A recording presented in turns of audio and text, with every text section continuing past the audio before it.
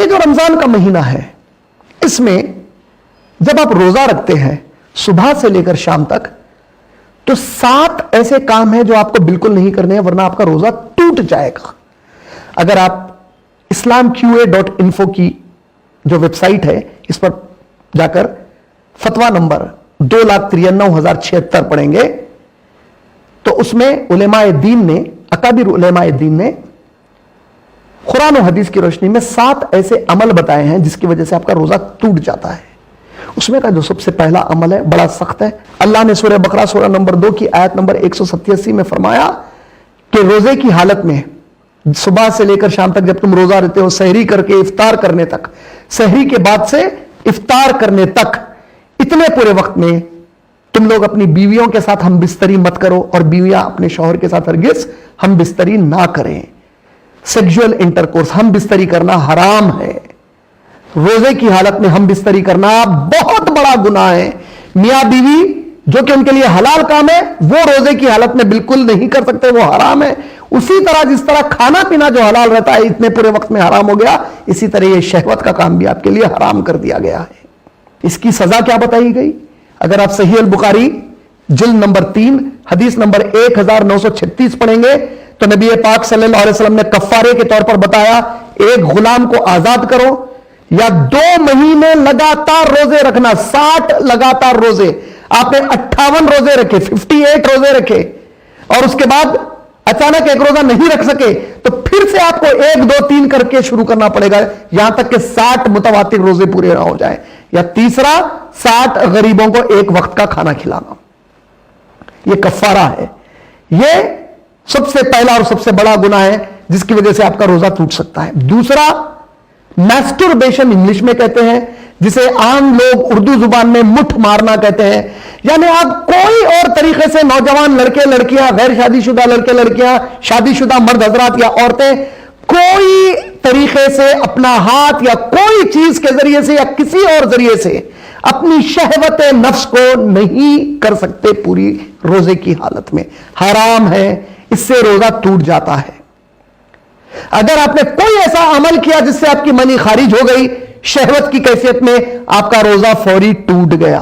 اور جب روزہ ٹوٹ گیا اور اگر آپ کو اللہ 1000 سال کی عمر دے، آپ پورے 1000 سال متواتر روزے رکھیں رمضان کے علاوہ ان 1000 سال میں، تو اس ایک رمضان کے روزے کی برابری نہیں ہو سکتی. لہذا یہ آپ نہیں کر سکتے. تیسری چیز، کوئی بھی کھانے یا پینے کی چیز آپ جان بوجھ کر کھا یا پی نہیں سکتے، روزہ ٹوٹ جاتا ہے. چوتھی چیز، کوئی ایسی چیز جو کھانے اور پینے میں شمار کی جائے آپ استعمال نہیں کر سکتے. یعنی کوئی ایسی چیز جو آپ کے منہ سے، آپ کے کھانے کے پائپ سے داخل ہو اور آپ کے پیٹ تک پہنچے، یہ آپ استعمال نہیں کر سکتے. اسی لیے کہتے ہیں کہ روزے کی حالت میں نوز ڈراپس استعمال نہیں کرنا چاہیے. نبی صلی اللہ علیہ وسلم کی ایک صحیح حدیث میں آتا ہے کہ پانی خوب اچھی طریقے سے وضو کے وقت ناک میں چلاؤ سوائے روزے کی حالت کے، کیونکہ ناک کا جو کینال، جو سوراخ ہے، یہی سوراخ جا کر آپ کے کھانے اور پینے کے پائپ سے ملتا ہے. اگر آپ یہاں سے تیز پانی چلائیں گے تو وہ پانی حلق کے ذریعے نیچے اتر سکتا ہے. اس کے علاوہ آپ کوئی ایسا کام جس سے کہ آپ کے جسم پر کمزوری آئے نہیں کر سکتے. جیسے خون کا عطیہ کرنا، کسی کو خون کی انتہائی ضرورت پڑ گئی، اس کی جان جا سکتی ہے، کوئی اور ذریعہ نہیں ہے آپ کے علاوہ، آپ دیتے ہیں تو ٹھیک ہے. لیکن پکچرز لے کے ہیرو بننے کے لیے کہ میں نے ایک ہندو کی جان بچائی، میں نے عیسائی کی، کرسچن کی، مسلم کی جان بچائی، یہ بچانا اچھی چیز ہے لیکن آپ کے علاوہ کوئی ہے ہی نہیں تب تو جائز ہے. لیکن اگر امکانات ہے کہ کہیں اور سے انتظامات ہو سکتے ہیں، آپ نہ بھی دے تو چلے گا. ایسے وقت پہ جا کر ہیرو گردی کرنا یا اپنی بڑائی دکھانے کو تماشے کرنا، آپ کا روزہ ٹوٹ گیا اور قیامت تک آپ روزے رکھ لیں تو اس ایک روزے کا اجر نہیں کما سکتے. چوتھی چیز، ہجامہ نہیں کرا سکتے. ہجامہ میں خون نکالا جا سکتا ہے، یہ نہیں کرا سکتے. حدیث پاک میں آتا ہے کہ روزے کی حالت میں ہجامہ مت کراؤ، لیکن ابو داؤد کی حدیث میں آتا ہے کہ روزے کی حالت میں ہجامہ مت کراؤ. لیکن بخاری شریف کی ایک حدیث میں آتا ہے کہ نبی صلی اللہ علیہ وسلم نے خود روزے کی حالت میں ہجامہ کیا. تو فقہ جاننے والے ہمارے علماء دین ایک مسئلہ ہے جس میں نبی صلی اللہ علیہ وسلم نے عمل کیا اور اس کے برعکس حکم دیا، تو یہ کہتے ہیں کہ ایسا معاملہ نبی صلی اللہ علیہ وسلم نے جو کیا، اس کا مطلب یہ ہوگا کہ حکم اللہ کا نبی کا چلے گا، کیونکہ حکم رسول کا حکم ہے، وہ نبی کا ذاتی عمل ہے. اگر کوئی یہ کرنا چاہتا ہے ایک آدھ مرتبہ تو اجازت ہے، بشرطے کہ اگر وہ ہجامہ کرتا ہے اور اس کے روزے پر اثر پڑتا ہے تو اس کا روزہ گیا. لہذا علماء کہتے ہیں نبی صلی اللہ علیہ وسلم کو چونکہ یہ یقین تھا اپنی طاقت کے اوپر کہ میں اگر ہجامہ کروں گا بھی تو میرے روزے پر اثر نہیں پڑا، انہوں نے کیا. دوسروں کو احتیاطی طور پہ بالکل ہجامہ روزے کی حالت میں نہیں کرانا چاہیے. یہ اجماع ہے علماء کا. پہلی چیز، ہم بستری نہیں کرنا ہے میاں بیوی کو روزے کی حالت میں. دوسری چیز، مٹھ مار کر یا کوئی اور طریقے سے اپنی شہوت نفس پوری نہیں کرنا ہے. تیسری چیز، جان بوجھ کر کھانا پینا نہیں ہے. چوتھی چیز، کوئی ایسی چیز استعمال نہیں کرنا ہے جو کھانے پینے کے ضمن میں آتی ہے اور وہی ذریعے سے اندر جاتی ہے ہمارے. پانچویں چیز، ہجامہ نہیں کرنا ہے.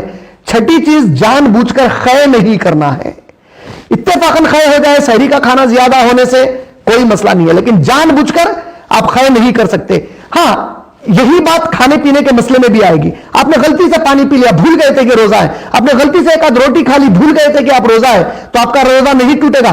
جان بوجھ کر کھائے اور پیے تو ٹوٹے گا. اسی طریقے سے خے قدرتی طور پر آ گئی، روزہ نہیں ٹوٹے گا. جان بوجھ کر خے کیے، روزہ ٹوٹ جائے گا. یہ چھٹی چیز ہے. ساتویں چیز خواتین کے لیے، مسلمان بہنوں کے لیے بیان کی گئی ہے کہ اگر ان کو حیض شروع ہو جائے تو حیض کی حالت میں وہ روزہ نہیں رکھ سکتی، یا نفاس کی حالت میں روزہ نہیں رکھ سکتی. نفاس یعنی اگر ان کو اولاد پیدا ہو تو اس کے بعد سے 40 دن تک وہ ناپاک رہیں گی. میگزیمم لمٹ، آخری لمٹ کیا ہے؟ 40 دن تک وہ ناپاک رہیں گی.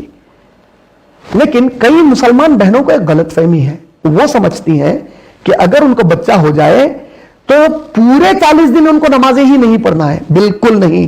حدیث پاک میں جو آتا ہے، ام المؤمنین نے فرمایا، ام سلامہ رضی اللہ تعالی عنہا نے فرمایا کہ عورت 40 دن تک ناپاک رہتی ہے. 40 دن تک وہ لوگ امہات المؤمنین نمازیں نہیں پڑھتی تھی اگر وہ 40 دن تک ناپاک. یہ میگزیمم ٹائم ہے، یہ پوری طرح آخری وقت ہے 40 دن. اس کے بعد تو آپ کو غسل لے کے پڑھنا ہی پڑھنا ہے. لیکن بعض عورتیں 7ویں دن، 10ویں دن، 12ویں دن اگر نفاس کے خون سے پاک ہو گئی بچہ پیدا ہونے یا بچی پیدا ہونے کے بعد، تو فوراً غسل لے کر وہیں سے نمازیں ان پر فرض ہو گئی، ان کو روزے رکھنا بھی فرض ہو گیا.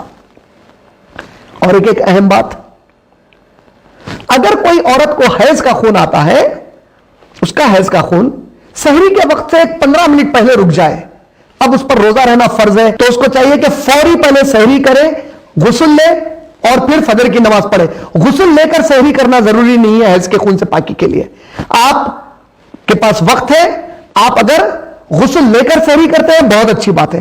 لیکن اگر وقت کم ہے تو پہلی سحری کر لیجئے، بعد میں غسل لیجئے اور روزہ رہ جائیے. روزے کے دوران افطار سے پہلے اگر آپ کو حیض شروع ہو گیا، آپ کا روزہ اس دن کا فوری ٹوٹ گیا. جو عورتوں کو حیض اور نفاس کی وجہ سے روزے چھوٹ جاتے ہیں ان کو 11 مہینوں میں باقی کے سال کے دنوں میں ان روزوں کو مکمل کرنا سورہ بقرہ سورہ نمبر 2 آیت نمبر 184 اور 185 کے ضمن میں فرض ہے، لازم ہے، ورنہ بہت بڑا گناہ ہوتا. جو عورتیں جب یہ باقی کے دنوں میں پورا کریں گی تو ان کو اتنا ہی اجر ملے گا جتنا کہ رمضان کے روزے کا اجر ملنے والا تھا ان کو انشاءاللہ. اس میں کوئی کمی نہیں آئے گی. یہ باتیں اچھی طریقے سے ذہن میں رکھیں.